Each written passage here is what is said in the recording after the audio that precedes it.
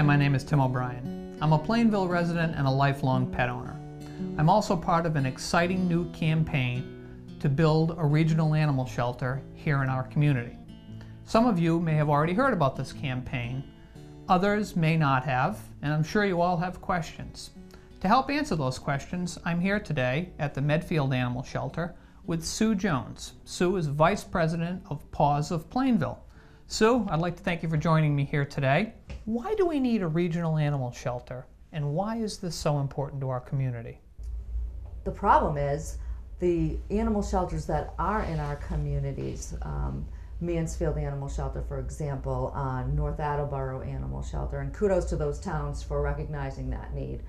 Those are municipally funded animal shelters, which means that their taxpayers are paying a portion of their taxes to go towards maintaining that facility, and therefore they're limited to just taking animals in from those towns.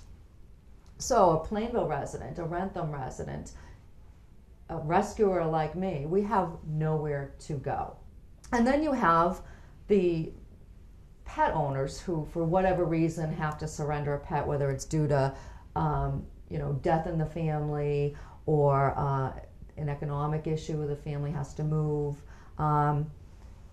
There's no place for that person to bring their cat. When people have lost their pet, there's really no one place for that person to go to try to find that pet. By having an animal shelter, you have one resource, and you increase the chances of reuniting that pet with the pet owner. I am fortunate that I've been able to meet the people at the Medfield Animal Shelter. They are not municipally controlled, so they are a completely independent nonprofit entity, and it allows them to take in animals from other towns. And I said, there's no reason why we can't have an animal shelter in this community based on the Medfield Animal Shelter model. Can you tell us what happens to stray animals now? Well, currently, the law only provides for stray dogs. The towns are required to hold a dog for 10 days, and because there is basically no shelter, the towns are paying a daily kennel fee for each day the dog is held. And therefore there's a real need to move that dog after 10 days. There is nothing in place for cats. Besides providing a safe haven for pets, what are some of the other benefits of a community animal shelter? Well, what's really exciting that I've seen happen through the Medfield Animal Shelter and other animal shelters, I'm also a volunteer at the Mansfield Animal Shelter and have been for the last 4 years, is that it's also a great network for the community to socialize. It's a great educational resource. Now, not only can we provide pet owners with information on how to proper care of their animal, but it's also a place where the youths can come and learn the proper care of an animal, how to be kind to an animal. It gives the youths a place to go to volunteer where they can grow and they can learn and meet new people. It's great for people who are retired and maybe looking for something to do. Gives them, again, another social network. I'm taking there are a lot of volunteer opportunities here. Oh, extremely. So Sue, exactly what is your proposal for a community animal shelter here in Plainville? So my model is based on the Medfield Animal Shelter. The Medfield Animal Shelter was opened approximately 6 years ago, and it was built completely with donated funds and materials. It's run completely with volunteers. Well, Sue, I guess the big question for our viewers is, what is this going to cost? Well, Tim, I wish I could give you a solid number. At this point, all I can do is just give you an estimate. The model of the Medfield Animal Shelter was approximately $360,000 in donated cash was needed to build this facility. It's a 2,000 square foot facility. In addition to a lot of donated materials and labor.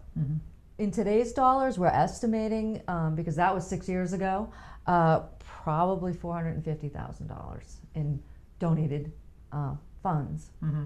I see. And we need volunteers and we need the businesses to donate materials and services. Can you share with us where you are to date on this campaign? Sure. We have raised approximately $25,000 in the Permanent Animal Shelter Fund without really doing a lot of campaigning. So I think that just speaks volumes for the fact that there are a lot of animal lovers in these communities. We launched our website 2 weeks ago. Mm-hmm. The Permanent Animal Shelter is going to be its own nonprofit entity called 4 Paws Animal Shelter Incorporated. And if you want to find us on the internet, we're at www.4pawsanimalshelter.org. And that will also tell people, what we are looking for materials. We're constantly updating that website to provide information as to what our wish list is and to post pictures of kittens that are in our foster program, et cetera, et cetera. We also are putting on that website the people who have donated their services, like the plumber, the businesses that are giving us concrete, et cetera. The email address is pawsofplainville@comcast.net. On the outside chance that people don't have access to the internet, do you have a phone number that they can use? Yes, actually, the phone number is 508-695-4707. The only way this project is going to succeed is with community involvement. Can you tell us a little bit more about what fundraisers you might have upcoming? Currently, we are actually doing an exciting fundraiser with TD Bank. It's called the Affinity Program, and people who join this program who are members of the bank, the Affinity Program will donate a certain amount of money to our nonprofit group based upon the members.